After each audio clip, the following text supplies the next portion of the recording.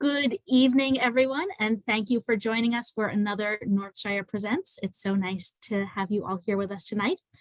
For those of you who don't know me, I'm Rachel Person, the event manager for Northshire Bookstore in Saratoga Springs, New York, here as I so often am these days with my good friend and colleague, David Wood, event manager for Northshire Bookstore in Manchester Center, Vermont. Before we get started with tonight's event, just a quick note of thanks. Thank you so much for being here with us. And thank you for your incredible support of independent bookselling through these last couple of years. It hasn't been easy, and both Northshire bookstores are still there in their locations because of your incredible loyalty and support. We couldn't do it without you. So thank you so much. And please do use the chat at any point tonight for any comments you have about any of the books that you're seeing or any questions that pop up. We'll be keeping an eye on that. And that's where you can talk to us. So thank you. And then David is going to introduce our first presenter tonight. Thanks so much, Rachel. Also, please note, I'm going to put a link to the chat, almost now, hold on, that has all of the books that are being recommended tonight. You can find it at the, oh, Rachel got it. Actually, just a second. There we go. You can find all the books that are being recommended tonight. You can also find it through northshire.com and clicking on Notes from the Shire. All right, well, our first guest this evening, it's Katie McGarry from HarperCollins. Katie, please tell us about some of the books you've been reading. Sure. Hello, and happy almost summer. I am a summertime reader. When my family would go away on vacation, I would pack a book a day and then a few extra just in case that wasn't enough. So I am here to fill your book bags regardless of where you're going and what you're doing, although right now I am in Maine. So my first book tonight is Vacation Land by Meg Mitchell Moore, which takes place in mid-coast Maine. It's a juicy novel of family secrets and betrayal. Louisa, a young woman, has gone to Owl's Head, Maine to stay with her parents. She's brought her 3 children, her half-written novel, and she's left her husband at home in Brooklyn. Her father is a prominent judge who is experiencing dementia, and her mother is someone who some days are good and some days are bad, and some days she just drinks too many gin and tonics. And so as Louisa is trying to cope with all the things that are going on in her life, little does she know that another secret is sort of coming up the street. And it's a young woman who's taken her last $760 and taken a bus to Rockland, Maine. And she is about to spill a big secret on this family. This was, it was just a great book, full of summer, full of the beach, full of the smell of seaweed and lobster bake. So everything that you could possibly want in a book about Maine, along with some juicy secrets and a great plot twist at the end. Next, I have The Pallbearers Club by Paul Tremblay. I met Paul last week, and he's a teacher in a middle school in Massachusetts. And at a school assembly one day, a kid said, "I'm going to start a pallbearers club and anyone is welcome to join me." And his author brain started clicking as the student described that it was to go to funerals for people who died alone, and so that they would have someone to mourn them. And as Paul started thinking, he's a master of literary horror.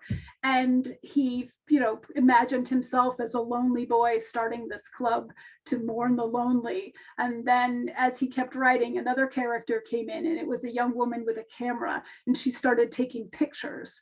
And bad things just start to happen if you're taking pictures of people who are being buried and doing things at night. Things can get even worse. And Art, the main character, feels a great deal of remorse for, what he tried to do that didn't work out so well in his young life. And he writes a memoir. And when his partner gets a hold of the memoir, she starts rewriting pieces of it. And so the book is printed in 2 colors. And, you can see, Art is writing one and Lee is writing the other. And it's a fantastic book. It'll scare you.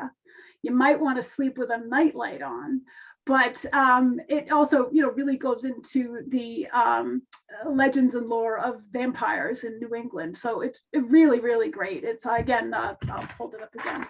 The Pallbearers Club by Paul Tremblay.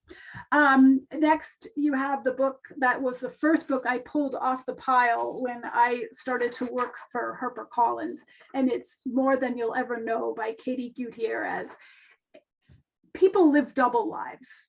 It happens, but often it's a man and it's not a woman. And this is a story of a successful banker who had a life in Laredo, Texas, and a family in Mexico City. And she lived a double life for years, and nobody knew until one husband killed the other. And years later, a newspaper reporter is investigating this true crime and uncovers the secrets of this life. It was just fascinating the way that Lori, the main character, the things that she has to do to lead this double life. It's a terrific book full of twists and turns, and it's been getting really great reviews. Just last week, it was in the New York Times, the LA Times. It's an amazing, amazing story. So I'm moving from twists and turns to something that is really kind of fun. And it's Counterfeit by Kristen Chen. And it's the story of a counterfeit handbag scheme that becomes just a global exploding enterprise. Two college friends who were in school together in mainland China.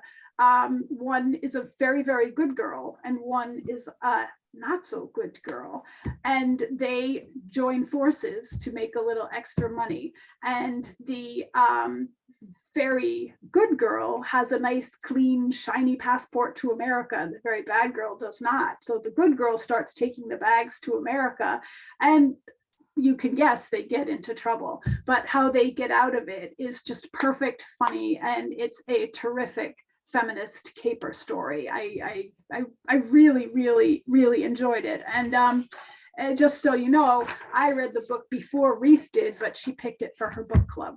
It's one of those things that really annoys me as a sales rep is I read these books, I think they're great, then famous people read them and they take off. I sometimes feel like people should listen to me first, but if they listen to Reese, that's okay. So I'm switching gears a little bit here. This is The Rise and Reign of the Mammals. Sorry, it's a little hard to see. I thought this book was incredible. It starts 66 million years ago when the mammals began taking over the land from the dinosaurs. The author is one of the leading dinosaur scholars, and he on his own has discovered more than 15 new species of dinosaurs just based on his research.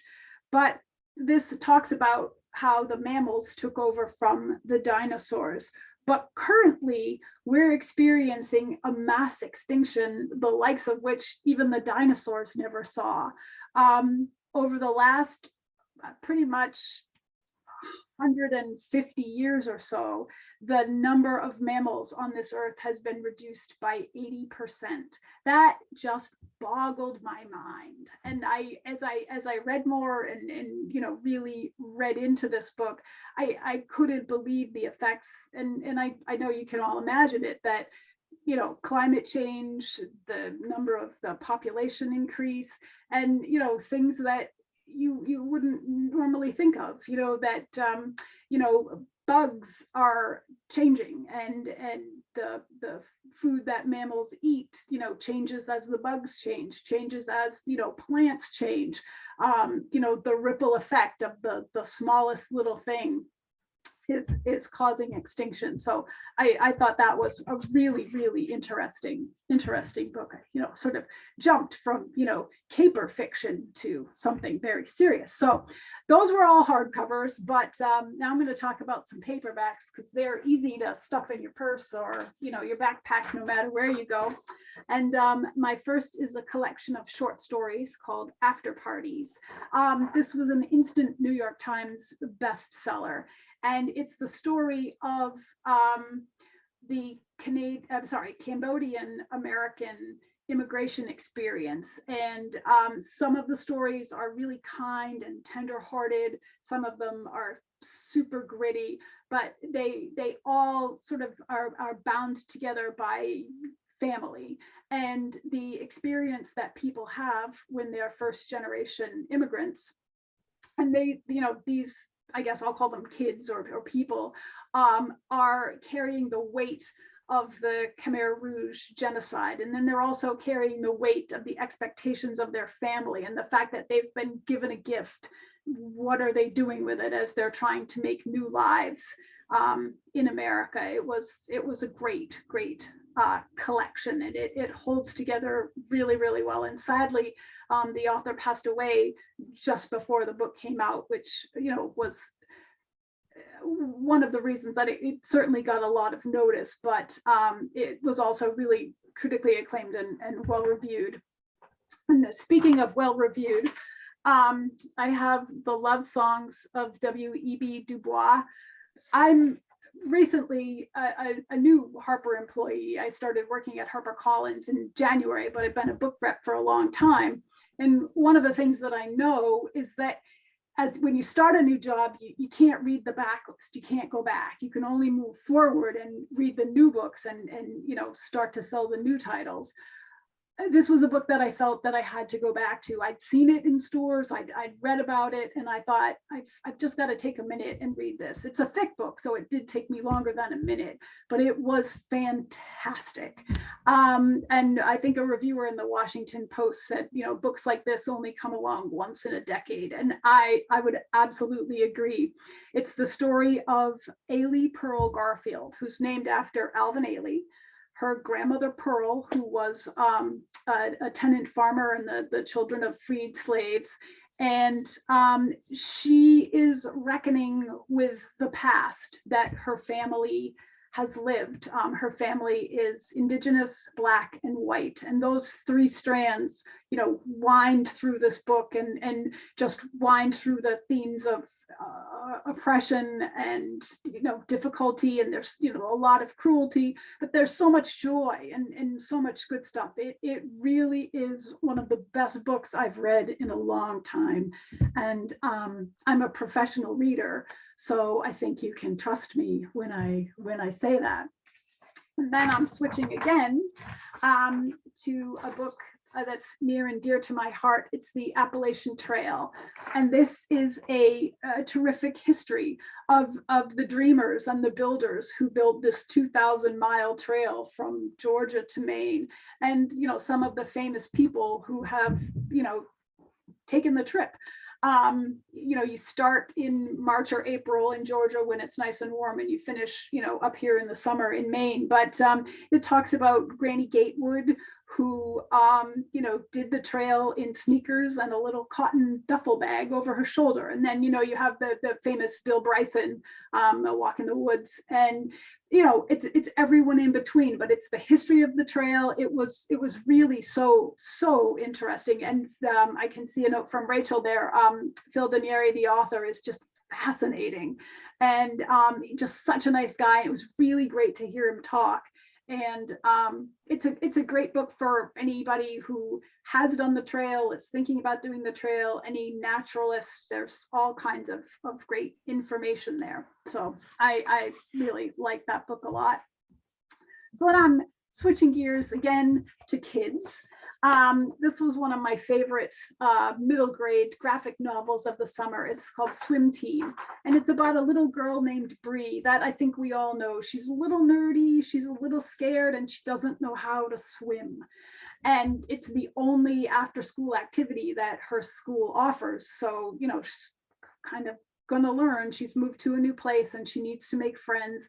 And it's really all about that growth that we all have, that it's okay to admit that you don't know how to do something. And there's a lot of growth. And I think that what was really fun about this book is that it's in a graphic novel format. It's not super long. It's easy and quick to read and so accessible. I think kids and adults will see themselves in that book. And then my favorite picture book of the summer is this one. It's called Punky Aloha. I love the aloha life, which, to me is be helpful, be brave, be giving, be kind. And this book exemplifies that. Punky is a nervous girl, and her grandmother is making banana bread, and they run out of butter. So she has to go to the store by herself to make banana bread. And not to buy the butter, sorry, but my phone started ringing. I had to keep it silent. But she gets ready to go to the store, but she's really afraid. So her grandmother gives her, which is why I keep holding it up, her big glasses, and these big oversized sunglasses are her grandmother's. And her grandmother says they'll help you be very brave. And so she hears a scuffling in the woods, and it's a pig who's picking up mangoes. And then she hears a buzzing sound, and it's a bee who's got some honeybees, who's, you know, helping to gather honey. So it's really sweet. It's really fun. And I am a banana bread lover, so I will post in the chat my favorite banana bread recipe, and I would say bake it. So then I have a couple of holiday books to talk about. These books won't be out. They're not out now. They'll be out at Christmas, but they're selling in really well for me. So they'll be in stores everywhere, and they would make great gifts. The first is Galatea by Madeline Miller. You'll know her name from The Song of Achilles and Circe, and Book Talk if you follow any TikTok videos. And it's a short story about Galatea and Pygmalion, and it's a tiny little book. It's about, you know, I think it's $12, but it would make an excellent stocking stuffer, and you can buy 10 and give them to all your friends and put them in their stockings, because pretty much all your friends have read Circe or Song of Achilles. And then next is actually, this is the book I'm reading now. It's Demon Copperhead by Barbara Kingsolver. And you can see it's a big, thick book. Barbara Kingsolver is a treasure. And this book is David Copperfield meets Bastard Out of Carolina. At first, I had a really difficult time getting into it. It was probably 8 chapters before I could really settle in. I have trouble when things that are really bad happen to children. It bothers me. And so I put it down and I'd go back to it. But the writing was so good, I felt I needed to keep trying. And by the time I hit maybe chapter 12, I just started flying through it. It's fantastic. I can barely put it down. Every time I, have to stop or, wait for something, I'll pull it out of my bag and read just, a few lines. It's really, really good. And I know it will be at the top of people's Christmas request lists later this year. So that's it for me. Thank you very much. I really appreciate it. And I hope you fill your bags with tons of good books to read all summer long. Thanks. Bye. Thank you so much, Katie. That was great. I know my list is much longer. Next, we're going to hear from John Muse, our good friend who comes all the time. And I just saw him the other day. It was such a pleasure to see them on our sales reps on the road again, coming by the bookstore. John, tell us what you've got on your list. Hey there, folks. I'm from Simon and Schuster, and geez, Katie, I think I'm just going to stop and I'm just going to let it finish right there. I'm just going to buy all of your books because they all sounded, pretty fantastic. So, folks, I'm gonna present to you in a little more quick fashion the titles I'm going to go through. I sort of put them into different sections, sort of by category. And so I'm going to do a little screen share here and show you what I'm going to talk about first of all with hardcover fiction, which should be this guy right here, if you can see me. So this came out last week, Tom Perrotta. I think Tom Perrotta is very well known at this point. He's been in a lot of the media because the book came out last week, and this is a sequel to his famous book Election, which has even been into an even more famous movie starring Reese Witherspoon. We had the chance and the pleasure to meet Tom Perrotta when he came to Portland the week before last for a booksellers thing, and it was just a real pleasure to talk with him and sort of get to know him a little bit. But that's out there now. It's on bestseller list now. Go out and pick it up. It's pretty fantastic, and you get to see what happened to Tracy Flick after the fact. After that, this came out again on May 31st, just a week before that. Anne Leary's book, The Foundling. This is quite a little bit of a thriller, a little bit of a literary book, a little bit of a strong work of fiction that's based on true stories, true events about eugenics taking place in the United States. There are a number of schools throughout the East Coast, throughout the country, that sort of pulled women, especially women actually, from of childbearing age, out of the society in a practice of almost like eugenics kind of thing. So if a woman was deemed to be socially unacceptable, or to be have Down syndrome, or just to not be liked by her husband, or to be something else like that, they were pulled out and put into these homes, left there. So it's a wonderful story of how one character, set in the early 1900s, how one character went to work there and found out what's going on and sort of broke the story. So really strong literary read. You can see some of the accolades already here, starred reviews from these publications right here. Great book from Ann Leary. Human Blues. So we've been talking about this, Rachel Person and I, quite a bit about Alyssa Albert, because first of all, she's going to be at the Saratoga store on June 20th or July 20th? July 20th. Sorry about that. And when I read this book, I wrote a note to the editor, because like 15 pages in, I wrote a note to the editor saying, this thing's a hurricane. It's almost, it's so bracing, so vibrant, so angry, so alive, that it's sort of, it's tough to read a little bit, because the author uses a lot of language, and she's just angry at the world because she wants to have a child by natural childbirth, and she can't, but she doesn't want to get into alternative remedies to have children. And so this whole book is about her sort of going through this sort of anger sort of thing about not being able to, and how does she handle it. And the character in the book is a singer-songwriter, so she channels Amy Winehouse, who died tragically, as you might know, very young, and that's a theme throughout the book, as well as this whole notion of being angry. So, if you don't mind, a book that's got all kinds of vibrancy, all kinds of language, all kinds of sort of anger, but also incredible smartness and approach to these kinds of issues, I think you'll really enjoy it. So please go see Alyssa Albert at the Saratoga store. It'll be definitely worth your while. And then lastly, on the hardcover fiction side, a collection of short stories. Lisa Taddeo became famous with her nonfiction book, Three Women, and then she wrote a novel called Animal just about a year or two ago, which I found incredible also. This is a new collection of stories that are not interconnected, but if you know Lisa Taddeo's writing style, then you know already that she's just one of the smartest people on earth as far as writing goes. I know when I read Animal in her novel, I was underlining things every other page on the bound manuscript. It's one of those writers you sort of have to want to pay attention to and remember, what they write. So that's hardcover fiction. Two upcoming novels that are coming out. Fellowship Point. This is a novel by Alice Elliott Dark. She hasn't done a book in about 17 years. Her short story collections have been incredibly well received, like nationally known, best of the century, that kind of thing. This is a brand new novel, long time coming, that's set on the coast of Maine.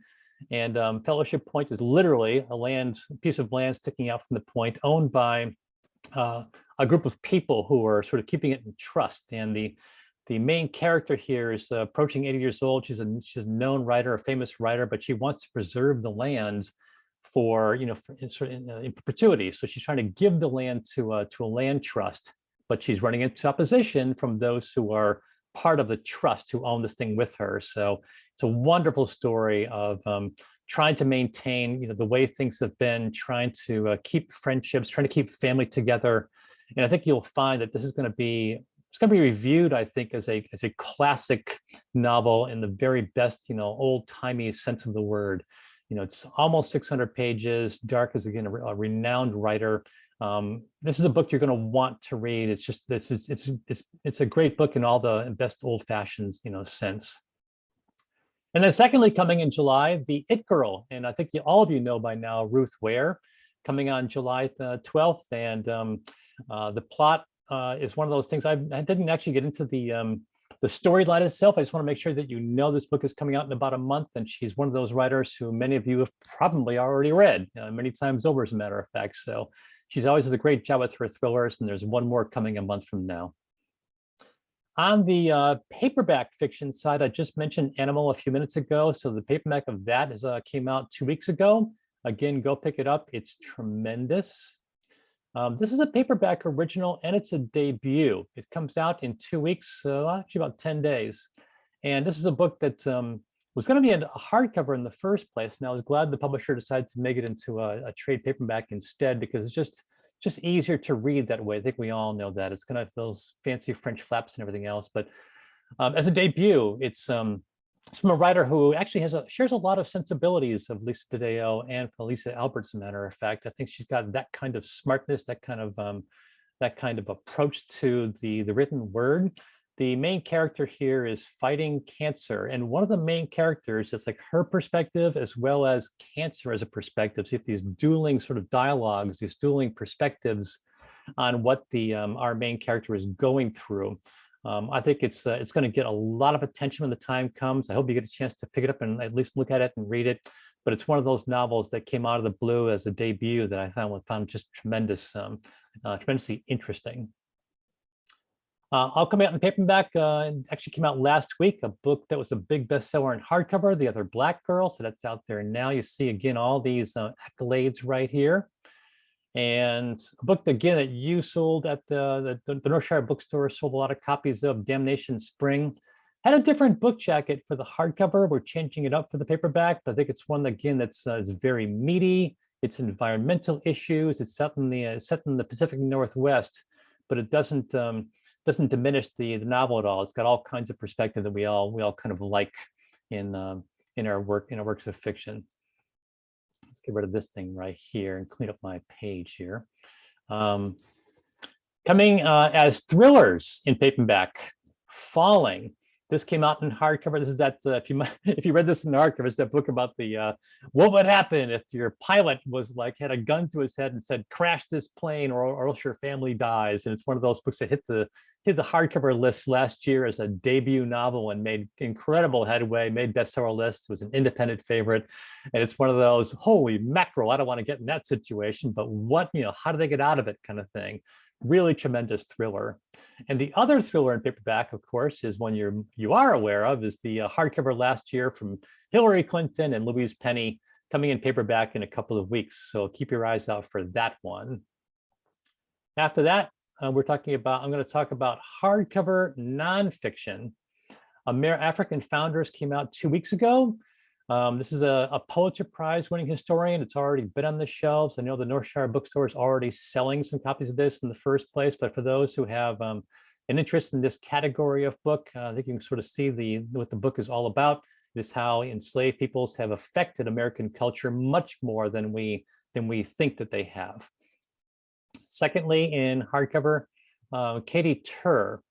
Her book was postponed for a year, but we're glad to have it out. Now it's out, in fact, on sale just 2 days ago. She had that great bestseller called Unbelievable, which is an account of the Trump campaign. And this is a personal story. It's not a political book. It's a personal story of her growing up, having her sort of journalist parents and all kinds of things, and the difficulties that she encountered throughout her life. It's one of those. He's one of those authors who gets a lot of starred reviews. I think you're going to like her a lot. And then coming up in August, Rinker Buck had a great book called The Oregon Trail about 6 or 7 years ago. And Life on the Mississippi is going to be coming in about a month. This is one of those books I hope you get a chance to pick up and look at. He's mimicking Mark Twain and his riverboat rides and looking at a nonfiction version. What would happen if I built this raft and I went down the Mississippi today? What would it be like? And I even found a Google image for this right here, the boat he built eventually. And then lastly, nonfiction hardcover, Patrick Leahy has a memoir coming out. So again, keep your eyes out for that, coming in August. Next, I'm going to look at paperback nonfiction.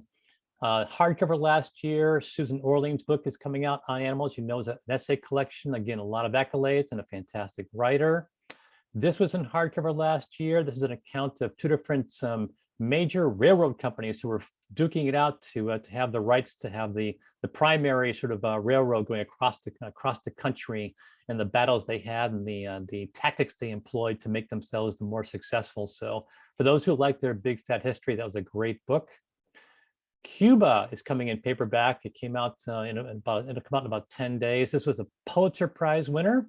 The author looked at the last 500 years. And then lastly, in nonfiction, Fly Fishing. This book was pretty fantastic. It got a lot of nice reviews. You sold a lot of copies in hardcover at Northshire. But for you folks who have not seen it yet or want to buy a copy for your favorite person, or if you yourself are a fisherman or a fisher person, pick it up. He goes to like 9 different locations, this author, and looks at fly fishing in each of those locations and ruminates, not unlike Norman MacLean, on fly fishing in general. So pretty great book there. Next category is going to be children's picture books. Just a couple of titles here. Noodle and the No Bones Day. You might be aware of this character. It's a TikTok video, became kind of crazy popular because the author of the book, the owner of the book, owner of the dog, Jonathan Graziano, has his dog Noodle, and in the morning he goes to look at Noodle and says, is this going to be an active day or is it going to be an inactive day? And you can tell whether it is if Noodle decides to just sort of flap back down again. But it got made into a picture book. It's totally charming. It's already a #1 New York Times bestseller. I think just started out again last week. So pretty fun stuff there. The Little Bear. This is, again, it's an adorable picture book. It's got some beautiful embossed kind of images right here. It's a lot of black and white almost. But this notion of a girl going to school for the first time, and this little bear cub who sort of teaches her to work her way through her fears and get to school, and it's okay to be here. Just a really charming and adorable character and story from an author who did similar books like this with books like The Little Reindeer and The Little Rabbit and The Little Kitchen. It's been a very successful series for her. Lita Judge, I'm sorry. Lita Judge is over in Peterborough, New Hampshire. She always does these these darling picture books with these sort of animal characters, sometimes humans, but this case, animal characters. And again, this notion of, making new friends and accepting who they are for what they are, kind of thing, in their own unique way. That's it for hardcover picture books. On hardcover fiction for the middle grade set, Skandar and the Unicorn Thief. This is a 13-year-old boy, Skandar, who goes to an island because he wants to be a reindeer rider. Because apparently on this island, the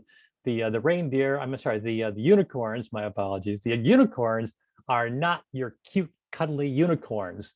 They are like ferocious. They have all kinds of powers, and they have to be tamed and sort of trained just the right way. And each of them has his own rider who sort of works with them. So Skandar, our main hero, wants to be part of that school and part of that training program, but it's a completely different view of what unicorns can be in this world. And it came out again about a month ago, and it's currently a #3 in the New York Times bestseller list. And so it's one of those books, perfect for boys or girls, as far as I'm concerned.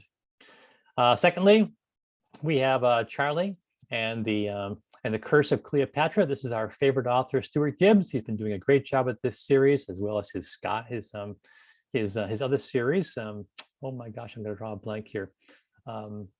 Spy School. Sorry about that. A new book by him from that series. Right here is Zachary Ying and the Dragon Emperor. Again, middle grade novel.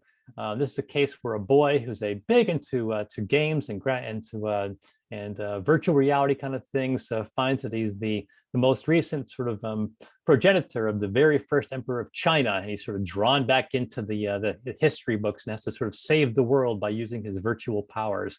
So a great book for boys, as far as I'm concerned. And then also on the middle grade side, a really nice looking spooky novel, again, for the Halloween set. It's coming out now, but it's for the Halloween set, but it's got great properties to it. So it's one to watch out for, I think, as well. And then my final category is going to be for middle grade and paperback. This is a paperboard title, Barb and the Last, and the Ghost Blade. And the first one was called Barb the Last Berserker. but they're completely zany sort of stories with, humorous asides all the way throughout. You can see this is a graphic novel, throughout, but Barbara's a pretty fantastic character, and it got a lot of sales, a lot of independent bookstore favorite, a lot of staff people sort of recommended it. And this is the sequel coming out. It came out 2 weeks ago. Secondly, for the older set, this is a young adult novel, Take Me Home Tonight, set in New York City, kind of a Ferris Bueller's Day Off sort of idea. These teen characters going to New York City, but nothing too harsh going on here. It's not an edgy or sort of overly difficult YA novel there. And then on the middle grade front in paperback, and the last one on the list, Alone. This is one of those books that came out under the radar about a year ago or so, and sold incredibly well in hardcover because it had a lot of the Gary Paulson kind of Hatchet kind of sensibilities to it, where this young girl is left to her own devices in a small town in Pennsylvania because there's been a big, unbeknownst to her, while she was sleeping and she was spending an overnight somewhere else, the entire town was sort of evacuated, and she doesn't know why, but she's left to her own devices to live. And she, of course, finds this great dog as a companion. But it's kind of written in verse. The author is a poet, and it's kind of written in verse, but it really captures you from the very get-go. And I found this to be a pretty compelling, work of literary fiction for this middle grade set. And sorry to go over, but that's my list. Thanks very much. Thank you so much, John. That was terrific. I'm very excited about these books that are coming out. All right, and the last presenter we've got tonight is Ben White from Macmillan. Ben, tell us what you've been reading and what you've got on for us. Thanks, Evan. Hi, everybody. Thank you. I'm just going to share my screen here. Thank you so much for coming to this event. Are you seeing that, Evan? Can you see my screen? No. Not yet. Nope. Okay, sorry.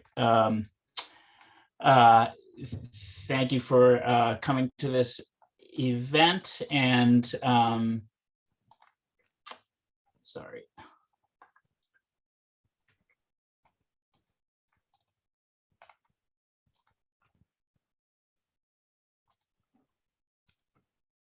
How's that? Better. Okay. Sorry. Thank you so much for coming and for supporting Northshire, in particular buying your books from Northshire. You're lucky to have two of the great bookstores in America, and thank you for keeping them here. So I am going to talk mostly about books that we've just published in the past couple of weeks. So it's all stuff that's out now. And so hopefully we'll load you up with a bunch of summer reading as we ease into summer here. So first up, I have Two Nights in Lisbon, a new thriller by Chris Pavone, and he is a real master of the genre. He writes these just incredible plots with great action. He's kind of master of the twist, but they also happen to be really well-written, kind of literate and thought-provoking. And this one starts out with a woman named Ariel Price, who is, she's joining her relatively new husband on a business trip to Portugal. And she wakes up in their hotel room, on their second day there, and her husband's gone, and there's no note, and he's not answering his phone. And so she gets more and more worried, and then we're kind of off from there, and she kind of works her way, starts out with hotel security, and then goes to the police, and then goes to the US Embassy, and nobody can really help her, but the questions that they ask her we kind of see how she doesn't really know this man who she married very well at all. So it's just great action, great twists, nonstop, and it's a cliche, but it's the set really becomes a character in this book. It was my wife and I actually had been talking about going to Portugal for a while. That if we ever get to take a big trip. And this really cemented it for me. It just you just fall in love with the city through this book. Next up, if you have any kids in your life this summer, your kids or grandkids or friends with kids visiting or whatever, this is Crayon Racing is a great kind of non-screen activity that will keep them occupied for a couple hours on, that dreaded rainy afternoon. It's a kind of cool new concept that I don't think has really been done before, where you take crayons and you race, either kind of drawing lines around obstacles or coloring in shapes or alternating colors, or all kinds of different challenges and kind of levels of difficulty. The great thing is that like two kids can race against each other, or one kid can just race against themselves with a timer. And I'm not going to try to like really sell it to you for your own personal use exclusively, but I will say that I was doing another kind of preview thing in a bookstore for booksellers a few weeks ago, and I brought a copy with me and with some crayons and like forced these two like super cool young hip booksellers to do it, and they kind of like curled their lip at me and like whatever, and then they got super into it, and they were like, "This is the most fun I've ever had at work," and they were like, got them all jazzed up. So it's really fun. Next up, you may have already heard about this new book from your Vermont neighbor, the noted activist, environmentalist writer, Bill McKibben, The Flag, the Cross, and the Station Wagon. It's not exactly a memoir, but it's probably the closest to a memoir that Bill is ever going to write.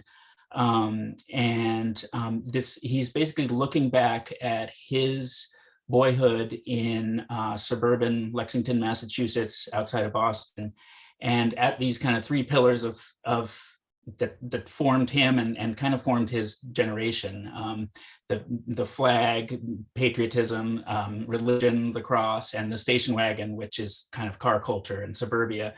And he's kind of looking at how these things contributed to the mess that we're in now, how they kind of caused the climate change and the political upheaval that we have now, and kind of, delving into that, but also looking at like, is there anything that we can salvage from these things, that we can rehabilitate from these things to help us sort of save the world? So, and this concept kind of ties into this new activist group organizing effort he's doing called Third Act, that aims to kind of specifically harness people over 60 and get them re-involved politically, and to kind of give the lie to the old saying that people get more conservative as they get older.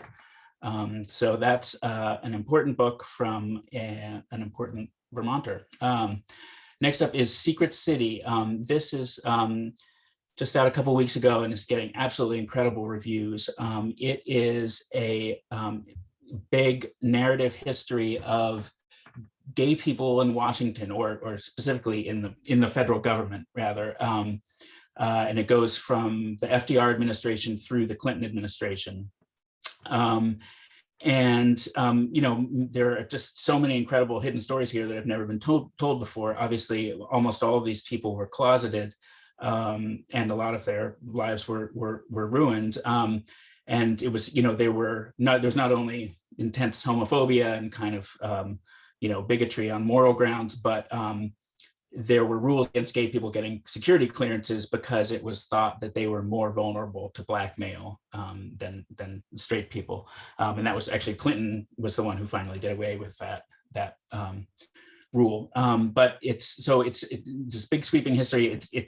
It's not just gay history, it's really the history of American government in the 20th century, but just kind of looked at from a new angle. It's just impeccably researched, beautifully written. It's a page turner. It's for readers of, Robert Caro or Doris Kearns Goodwin. It's that kind of big popular history. And there's a great pull quote from I just got this incredible New York Times review. And I'll just read this quote. It's Secret City is a luxurious, slow-rolling Cadillac of a book, not to be mastered in one sitting. It would be best read at the violet hour with a snifter of brandy and a wood-paneled library. I just love that. Okay, next up is a novel, Sloane Crosley's cult classic. This is just a delightful, fun book. Sloane made her name kind of writing humorous essays. Her most famous book is called I Was Told There'd Be Cake. But this book is going to kind of establish her as a great novelist. She sometimes gets described as like a Gen X Nora Ephron, and I think that's totally accurate. I'd say this is also for readers of Emma Straub, maybe. And it's about a young woman in New York she's engaged, but she's not really totally sure about the guy she's engaged to. And she's out to dinner with some old friends one night, and she runs into an ex-boyfriend, and then a few hours later she runs into another one, and then the next night she runs into another one, and she's just running into all of her ex-boyfriends all at once. And it turns out that she's being used as a guinea pig by these old friends of hers who have started a tech company / cult that combines social media technology and group meditation to try to like mystically change people's lives. And so they're bringing these ex-boyfriends into her life to try to teach her a lesson. So it's obviously totally crazy, high concept, magic realist, but also really heartfelt and true to life. And it's just a great pleasure to read. Next up, this is another history book that's getting incredible reviews, and I just got the email last night that it made the New York Times bestseller list. Next Sunday it'll be on the list, which is huge. It's another kind of great work of history and a little known subject. It focuses on this British doctor, Harold Gillies, who pretty much single-handedly invented modern plastic surgery. During World War I, it was, because of the new military technology and the brutality of trench warfare, soldiers were coming back from the trenches with these horrible injuries and disfigurements, things that doctors had never seen before. And this Gillies just kind of started a hospital and started experimenting with how to put these people's faces and bodies back together. And he, saved and improved a lot of lives. But then he was also grappling with this horrible kind of moral dilemma that I think doctors in wartime do, that he's fixing these men up, and then a lot of times they're getting sent right back into the trenches. And so it's there's this whole moral dilemma, kind of aspect to it. And then he had later, after the war, he actually was a pioneer of, he did a lot of the early the first gender reassignment surgeries, because, and not to be too graphic, but he had repaired these parts on many men. And so he sort of knew how to make them and how to fix them. So it's really, there's never been a book on him before, and he's really an incredible figure. This is a great book. Next up, so this is actually a reissue. It's a very important novel by a Vermont author named Imogen Binney. I believe she lives in Dummerston. And this is a book that is kind of destined to be considered a classic, I think, in 20 or 30 years. It's about a trans woman living in New York. She's kind of pushing 30, disaffected, not really living healthily, not living her best life. And then she has a big breakup, and she sets out on this kind of gonzo cross-country road trip.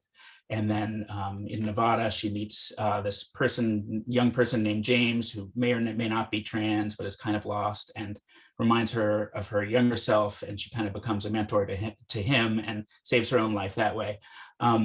So we've just reissued this book in this. It was published by a very small press 10 years ago. Not a lot of people knew about it, but it kind of developed this very small cult following, and it's been extremely influential on the whole young generation of trans writers and a lot of activists and stuff. It's kind of like there's the old saying about the Velvet Underground that only 10,000 people bought their first album, but everybody who bought it started a band. So this book is kind of like that, but for trans writers. And so we're kind of republishing it and making a big splash about it and trying to kind of get it that wider attention it deserves and establish it as a classic. And it's also it's a total blast to read. It's a great kind of road trip book and a great just kind of novel about America today. Next up, I have Ordinary Monsters. So this is a historical fantasy. I was talking to the editor about this, and she kind of, the way she framed it was, her generation of editors has spent their whole careers looking for Harry Potter for adults, and that she thinks, like with this book, she's finally found it. So it's set in Victorian London, or really Victoria all over the world, 1882, and there's this group of children all over the world who have these kind of extraordinary abilities. There's one who spontaneously heals, there's one who's invisible, and other things, various other powers, and they're being hunted by this kind of mysterious man who's made of smoke. He can kind of turn into smoke. And then there's other people racing to kind of collect them and save them and take them to this school in an old manor house in Scotland, where they're told they'll be safe and they can learn to control these talents that they have. But that's really just kind of the beginning of the danger that they're facing. So it's beautifully written, it's cinematic, nonstop action, incredible kind of huge canvas setting, and it really does. It's the first in a projected trilogy, and it really does have that, I think, that Harry Potter potential to be a big new kind of imaginative franchise. Next up, it all comes down to this. This is a fantastic summer read. It's a smart, entertaining, kind of thought-provoking family drama about three adult sisters who come together at their dying mother's cottage on Mount Desert Island in Maine, which their mother has stipulated must be sold and the proceeds divided up among them when she dies. But they, each of them kind of needs something different from this house. One of them wants to keep it, one of them wants the money, so and they're all at these kind of turning points in their lives. It's about class and family and identity and feminism, but it's also just a great family drama with this great Maine island setting. There's I feel like the Maine island house family drama is like a specific subgenre of summer read that is so great. It's like we did a book called by Sarah Blake called The Guest Book a few years ago that I loved, and that this is very much in that vein. Next up is another family drama called The Latecomer, maybe a little more literary than the last one. It's about a wealthy New York family called the Oppenheimers, who they had triplets kind of in the early days of in vitro fertilization. And the triplets never really meshed, as it never really had anything in common with each other. They just never meshed as a family, and so they've sort of had this kind of stunted family life, and they're now almost getting ready. They're getting ready to go to college, and they can't wait to get away from each other. But their mother kind of impulsively decides to have a fourth child through IVF, who is the latecomer of the title, and that kind of it changes everything for all of them in unpredictable ways. And so she's just a brilliant writer, brilliant kind of very sophisticated character, kind of layered characterization, and just the way she kind of plots it. It's not a thriller, but she almost kind of plots it like a thriller. So that's another great summer read.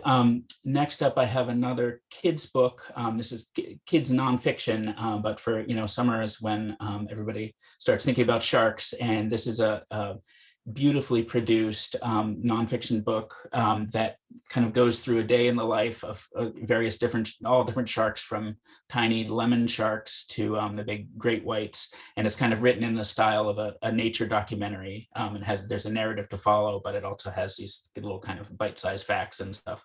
And this is from a new division of our company we just started last year called Neon Squid, and they're really cool. Just keep an eye out for other books by them. So far we have like a bugs one, lions, penguins. There's a really cool archaeology book, but they all have just really beautiful production values. And my favorite thing about them is that they get real experts in the field to write about them. So rather than a kind of kids book author kind of scrambling to learn something about sharks and then writing it, it's this author is a marine biologist who specializes in sharks. So it's really good information. And then I have We Are the Brennans, this was out in hardcover last year. It was it's just coming out in paperback now. It's a perfect paperback, perfect summer read, absolutely perfect. It's a great book club book. And it's another family drama, but this is about a big kind of flawed, messy, but real Irish American kind of clan that's fights all the time, but is full of love. And it starts out with this.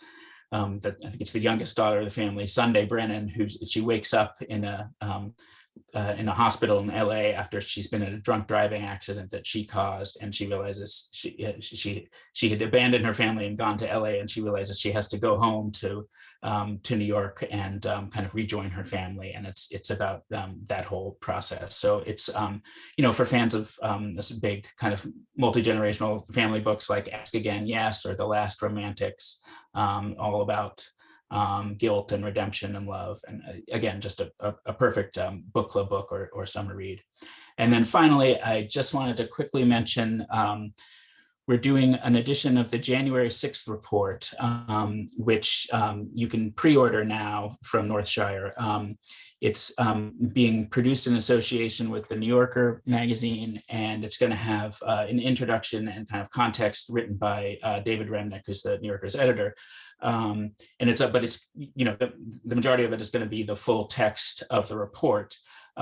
So I have September 13th as a publication date here. That's just kind of a placeholder. What they're going to do is, as soon as Congress releases the full text of the report, they have everything ready to go. They have all the paper ordered and everything. And Remnick is just going to write his stuff really quick, and they're going to get it out as soon as possible, a couple of weeks after the report is officially released. So, obviously it's a public document that's going to be available and covered everywhere, but it's a document that you want to read and maybe have a copy of. And this is one that, especially with this context from the New Yorker, that you can kind of have on your shelf and on your bedside table. Although I don't know if I want to read it before bed, but so you can pre-order that now. And that is it. Thank you very much. I'm sorry if I went over.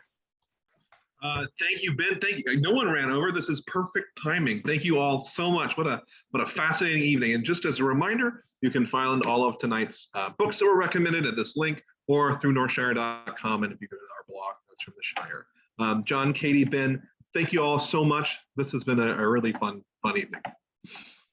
And we'll see you all again at another Northshire Presents event soon. Take care. Bye, folks.